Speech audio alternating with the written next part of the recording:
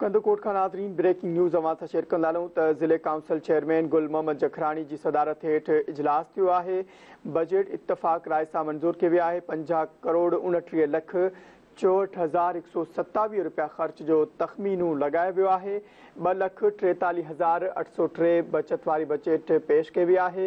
Budget में कुदरती आफ़तनि लाइ 60 लख, तरक़ियाती कमनि लाइ 17 करोड़, सिहत लाइ 10 लख, स्कॉलरशिप लाइ 30 लख रुपया रखिया विया आहिनि। हलंदड़ तरक़ियाती कमनि लाइ 1 करोड़ 11 लख 50,278, सिलाई मशीन ऐं नलकनि लाइ 40 लख, प्रेस क्लब लाइ 10 लख रुपया रखिया विया आहिनि।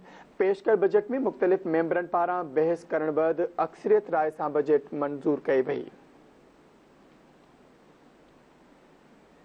इन हवाले सां नाज़रीन वधीक तफ़सील मालूम कंदासीं। धरती टीवी कंदकोट जो रिपोर्टर हफ़ीज़ मलिक असां सां लाइन ते मौजूदु आहे। जी हफ़ीज़, आगाह कजो, छा तफ़सील आहिनि?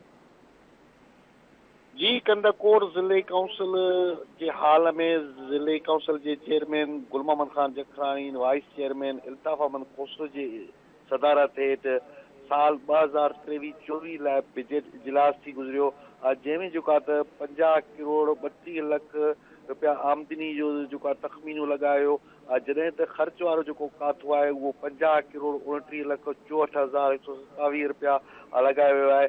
जॾहिं त 2,43,803 रुपया बचत वारी पेश कई वई आहे। जॾहिं त बजट इजलास दौरान जेका त कुदरती आफ़तनि लाइ 60 लख रुपया, तरक़ाती कमनि लाइ 17 करोड़, सिहत लाइ 10 लख, स्कॉलरशिप लाइ 30 लख, हलंदड़ जेके तरक़ियाती कम आहिनि तंहिं लाइ जेका त 1 करोड़ 11 लख 50,000, जॾहिं त सिलाई मशीन लाइ 11 लख रुपया ऐं उन सां गॾोगॾु जेके ॿिया जेके कम आहिनि उन्हनि लाइ बि पैसा रखिया विया।